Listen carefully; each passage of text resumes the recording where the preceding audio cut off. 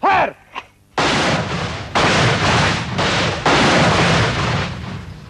We are fighting a war of attrition, in that we kill in self-defense, as long as they are going to come and fight with us. Major Khalid is a commander of the Mukti Forge, the freedom fighters who've been fighting the West Pakistan Army for the past 3 months.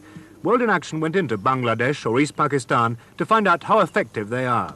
The Mukti Forge claimed to have divided East Pakistan into 5 sectors for guerrilla operations, with each sector commanded by Bengali majors of the Pakistan Army who defected after the March massacres. Major Khalid's sector covers the areas around Noakhali, Camilla and part of Sylhet. World in Action producer Vanya Cooley spent 8 days there.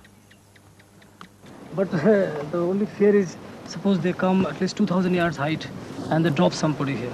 Let them drop. But if they drop, now I'm having 1 mg. Let them. So this mg will take. Let them drop. They will get lost in this area. Yeah. The Pakistan government dismissed the guerrillas as a bunch of miscreants and the war as a border skirmish. I was surprised to find a highly organized resistance led by officers with impressive military records. Here, Major Khalid briefed Subsector Commander Captain Salik Chaudhry, who before he defected was a staff captain in headquarters Dhaka. Don't. Khalid asked us not to film the map nor mention the exact location of the villages and camps we went to, not only for their own security, but to protect the villagers from the reprisals by the Pakistan Army. His caution was understandable in view of the overwhelming quantity and sophistication of the Pakistan Army's arsenal. On a preparatory visit to meet Major Khalid before the monsoon really got going, I ran into a major assault. The Pakistan Army were using sabre jets, tanks, helicopters and heavy artillery against the guerrillas. Once the rain stops in September, the guerrillas' light guns and mortars could be overcome by the superior weapons of the Pakistan Army. But Major Khalid remains confident.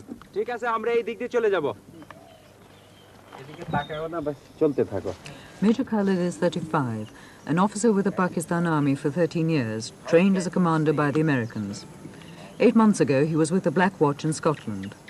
When he defected from the Pakistan Army in March, he brought most of his brigade, their Chinese weapons, and even their teacups with him.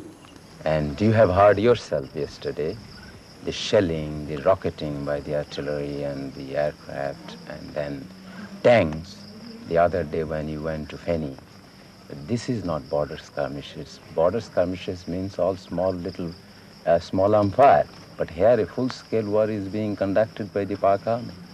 We intend to make the whole nation the fighting force. And the hardcore being provided by the regular troops, that is the Bengal Tigers. It has its good reputation of being good fighters, and it has fought well. The hardcore of the Liberation Army are professional soldiers, but thousands of students and peasants are joining them. There is little time for formal training, so they're sent to the front unarmed and untrained with the regular troops to get experience. And if they're lucky, a gun captured from the Pakistan Army. Ishaq, a 19-year-old student, took us with his patrol to inspect several villages. He's said to have killed 56 men. There was shelling yesterday, and one mortar shell landed here, 3-inch mortar, and it killed a cow, you know. And on that side of the village also, a few civilians were injured by fire from small arms. You see, shelling continues here almost all the time. And you've been very lucky enough not to have any shelling right now. ठीक है sir, ठीक है, जाओ। The guerrillas' lack of arms and ammunition is compensated by their passion for an independent Bangladesh, and their hatred of the West Pakistanis is constantly renewed by the stories that the refugees tell them. I wish I could take you inside. All the cantonments in Bangladesh are nothing but concentration camps. These hundreds and thousands of girls are kept there as prisoners. They are tortured, they are raped, they are dishonored, and after that they are killing them. You see, all the dead bodies are floating in the rivers. But this is surely several months ago, not now. It is going on still now. Two of my sons I lost there, and my houses has been looted, and my other articles also looted. Everything lost there. Then I found that my life also insecure. But did your son do anything to the military? Nothing, did nothing. Then why did they shoot them? Their habit is this. Their habit is this. They are murdering. Also, they are murdering. All along they are murdering. For how long? Not only my two sons. Many people shooted. He saw his father, mother, and everybody of the family killed by the Punjabis. And of course his sister, who was about to get married, was kidnapped by the Punjabis and has been taken away.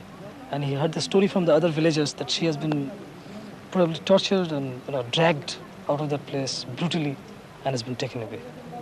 And he was left with no alternative. And now he says, I have nothing to lose in this world. And he decided to join Mukti Fauj. And he wanted to take the revenge, you see, by killing as many Punjabis or West Pakistanis as possible. Pakistan government said that there is no trouble inside Pakistan. No, false. They are false. They are telling everything false. They are lying. They are telling all lies. Yahya is the initiator of all this. He is the greatest culprit that human civilization can imagine. He is just in the same rank with Hitler and his companions, Eichmann and others. My life, God knows how I shall pass my life. Now I am loitering either in either. Sometime living here, sometime living there. This way I am passing my time. Sometime in the temple, sometime in the road, sometime under tree. In this way I am passing my time.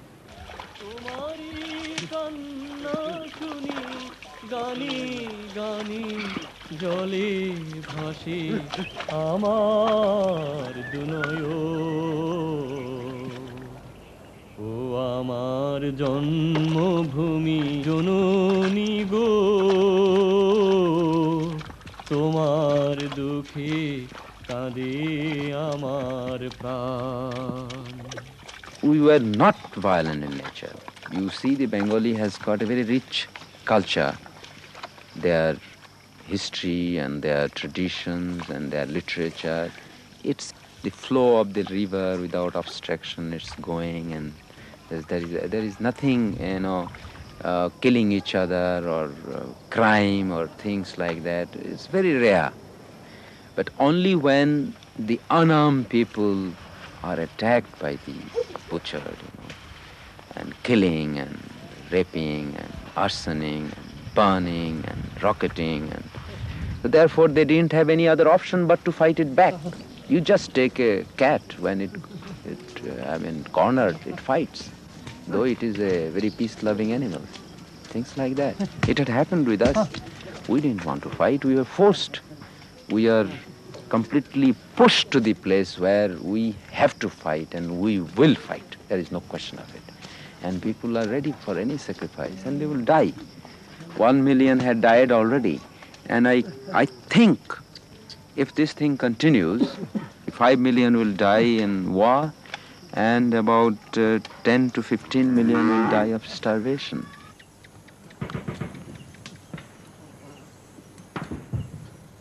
They are living in the panics because the Pak army is still continuing their genocide. And the places where we are there, our people are operating, they're comparatively safe. But again, the type of operation we normally conduct, that we have got to ship the bases from one place to another place.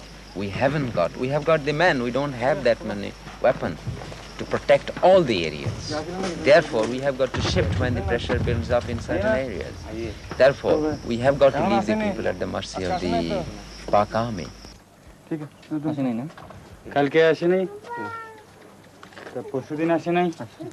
guerrillas admit that some peasants collaborate with the Pakistan army, and I got the impression that they're dealt with briskly when they're discovered. But there was no doubt that most of the people I saw were united with the guerrillas. Despite the punishment the Pakistan army inflicts when it finds out, the villagers still continue to supply the Mukti Forge with food, shelter and information. We came across the charred remnants of a village. Like most people in Bangladesh, the people who lived here had voted solidly for the Awami League last December.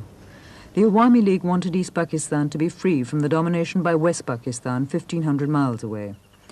98 East Pakistanis out of every 100 voted for them in a democratic election, but the West rulers refused the League's demands and decided to impose its power by force. What he says is they had first of all voted for Awami League, and that was one of their faults, and later on they have been feeding us the Mukti Forge, and that was their fault, and when they got them unarmed and no Mukti Forge was around, so the Pak army came in and just burnt off the village and killed a few of them.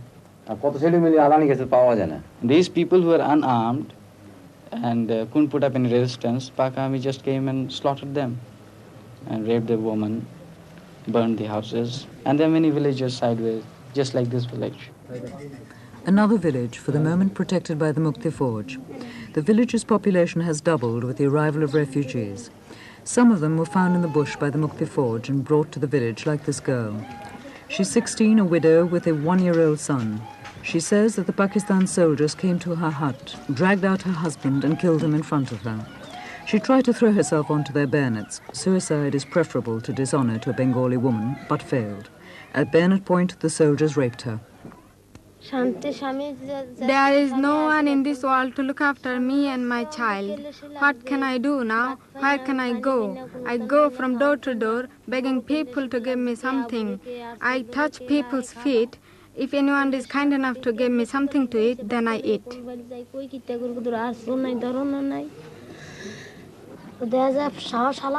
The soldier noticed my father was still breathing slightly. Then jump into the water and hit him in the ribs, chest and forehead. I was watching. I did not shout in case they come and kill me. After that, they took away all our rice and clothes and put them in their motorboat. My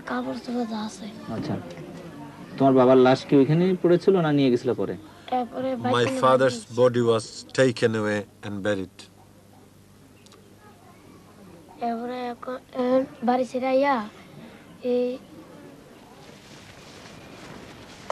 safety of the refugees and the peace of the village was in jeopardy as we left. Throughout the journey, we were rarely out of earshot of the Pakistan shelling. But now it was getting nearer, and as we left, a group of Mukti Forge was being drafted in to try and counter the assault. People may be thinking that it is a leftist insurgency or few clandestine activity, but I can assure you it is a militant insurgency whereby the people stood against injustice. We are fighting on 3 fronts. That is political, economic, and military. All these 3 fights will go simultaneously. Politically, so far, as you have seen, that Yahya regime could not, and I am sure will not, be able to form a government. Even if it succeeds, it will be nothing but bunch of quislings. We are not allowing the communication to be restored. Because in any country, if you want to start the trade, the first thing is communication. We have not allowed him to ply the trains. We have not allowed him to run the roads. Bridges are being blown. This is one aspect of the economy, that is the communication. Sunday, the 27th of June, 5:15 p.m. Our patrol en route to an act of sabotage. The operation is carefully planned, and there are patrols on both flanks. Our group paused to finalize their plans at a disused railway station on the main line between Chittagong and Camilla. ভাঙ্গা ব্রিজটা আছে district বোর্ডের ওই সাইডে আরেকটা section যে পাইলনটা blow of করা হবে সেই পাইলনের পিছনে ওখানে আর আরেকটা রাখবেন এইদিকে লেফট সাইড ওই এক্সপ্লোসিভ নিয়ে যে পৌঁছে যাবো তারপর সঙ্গে সঙ্গে আমরা সবাই রওনা দিয়ে দেবো হ্যাঁ আচ্ছা তোমার টাস্ক দিচ্ছে বুঝছো তো শোনো ডিস্ট্রিক্ট বোর্ডের রাস্তাটা আছে না রাস্তাটা ওখানে পজিশন নিয়ে থাকবে Mandabag railway station, a mile and a half from their objective, a pylon carrying electricity to Camilla. I had no way of knowing how effective the Mukti Forge were being, as I had not been on the other side with the West Pakistanis. But on Saturday, a Times correspondent who is with the other side reported. The railway running along the frontier from the port of Chittagong through Camilla to Sylhet and serving Dakar en route has been cut for more than 2 months. The main span of a bridge at Feni, south of Camilla, was dynamited expertly and has yet to be repaired. Other road and rail bridges in the area have been put out of use temporarily. Savage reprisals are usually taken by the army against the nearest villages.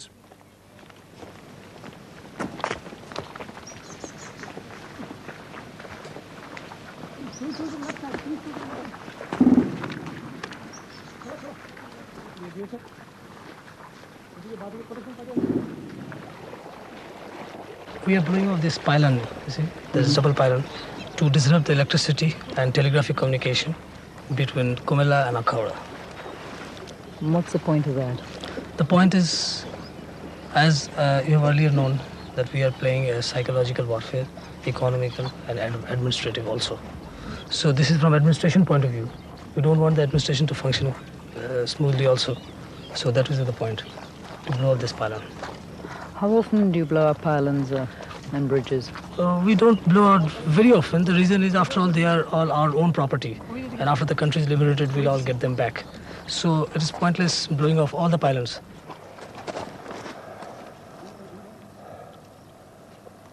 It's already time, huh? They have started off with the job, isn't it? Come on. Take it, sir. Bhaiya sir, protection party ওদিকে লাগছে তো? তো এই পাইলনটা safe তো এদিকে? না radiation অনেক দেরি আছে তাড়াতাড়ি করতে না বৃষ্টি আসতেছে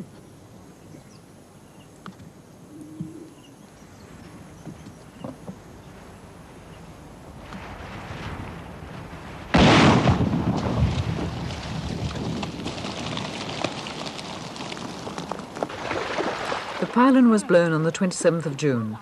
13 days later, last Saturday, the Times said, An electric power pylon was sabotaged so that Camilla was without electricity for some days. The supply has now been restored. Captain, could you describe the fighting in your sector? In my sector, it's just like fighting any other war. What do you mean? I know you are convinced, or probably you foreigners especially, you have been hearing a lot of news and propaganda by the Pakistan radio that it's just a border skirmish. But yesterday you have seen, you went with myself and you saw this 5mm howitzer, 25-pounder and 120mm mortars. They are all landing. In border skirmish you don't have that. And probably with that telescopic lens you might have seen some Pakistani troops also. They are bunkers deployed. And we are fighting a regular warfare. How can you call it a border skirmish? And I wish you go back and you explain to people this is a full-fledged war. And we are just holding in this base and we go and we play hell into them. I go inside, right inside. I go behind them. I go on their side. I go anywhere I feel like. I kill them. Captain, it's now 3 months since the fighting started. Yes. You've been existing on the ammunition and the weapons you brought out with you. Firing position. How much longer can this continue? Well, it will continue as long as we have the resources and as long as we carry on capturing their ammunition. And of course, we expect that some country will come to our aid. At least you have come, you have seen how the fighting is going on. Well, if somebody comes to our aid, only thing that we need is arms and ammunition. Arms we have to maintain them, but we need some heavy weapons and ammunition. If that is the thing we get, then there is no problem, we can continue fighting. And if we don't get anything at all, well, you know the condition, what is happening in Sudan. They don't have any arms and ammunition, they are fighting. They're fighting with sticks, they are adopting different tactics. So that's what we are going to do. But Captain, about you personally, I mean, what about your family? My family, in fact, I don't know what is happening to them. I have given up because I have seen the fate of other families when an officer has deserted and joined this Mukti Fauj. what happened to their families. They were all captured as prisoners and kept in the cantonment, and I don't know what had been done. So knowing all this, I ran away. You see? So I gave up. I just thought about God, whatever God does, and that's all. And I left. So I have no right to think about them, you see. Since I have sacrificed them, so how can I think about them now? Another base camp deep in the jungle. Major Khalid debriefs his officers and plans further operations. As most refugees from the war are Hindu and the West Pakistan Army is Muslim, there is a danger that people might think that this is a religious war. But every one of these guerrillas, in fact every Mukti Fauj soldier I met, was a Muslim. In spite of incessant Pakistan allegations that India is arming the Mukti Fauj, supplying troops and expert saboteurs, I saw no Indian troops nor one piece of Indian equipment inside Bangladesh. In any case, the guerrillas seem quite capable of sabotage themselves. There is no doubt that the guerrillas are receiving sanctuary from the Indians. They cross the border to rest and maneuver their positions. But that, as far as I could see in the area I was in, is the limit of Indian help. The Pakistanis complain that they are being mortared and shelled by Indian guns across the border. The only shells I saw crossing the border were going the other way, from Pakistan guns. And the only mortars I saw fired against Pakistan army positions were plainly fired by the Mukti Fauj from positions clearly inside Bangladesh. Into their position. And right in between their positions, so then they sort of didn't know. Fire!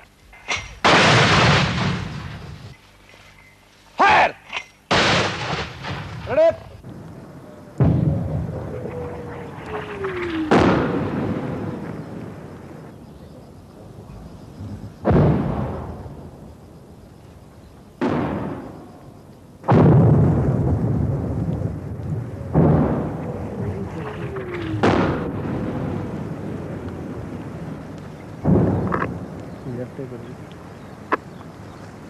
বাঁদিকে 200 গজ যান আর উপরে 200 গজ।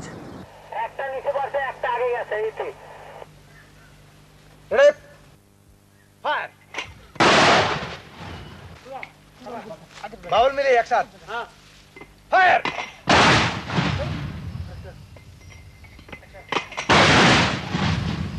Centre centre. আচ্ছা next.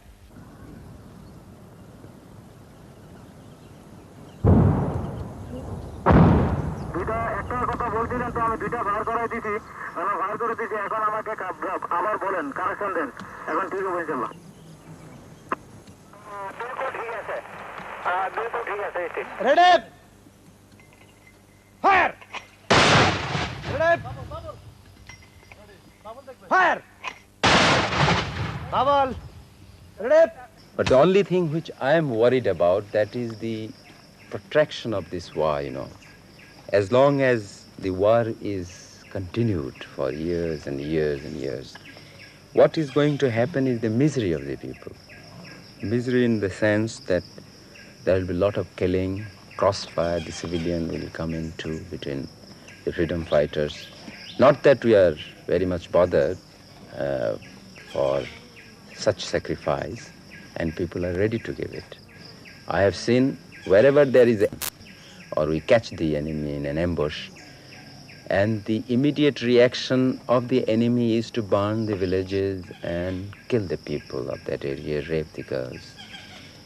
But after that effect, initially we were afraid that the people will just desert us and they will think that this is a menace. But to the contrary, I have found out that they still want that we should go in action, even if they have to sacrifice everything. I have been told even by the people to the extent that let there be nobody in Bangladesh, they cannot take the soil out of our country. Soil, let the soil remain. We must continue the action. Therefore the war will go on.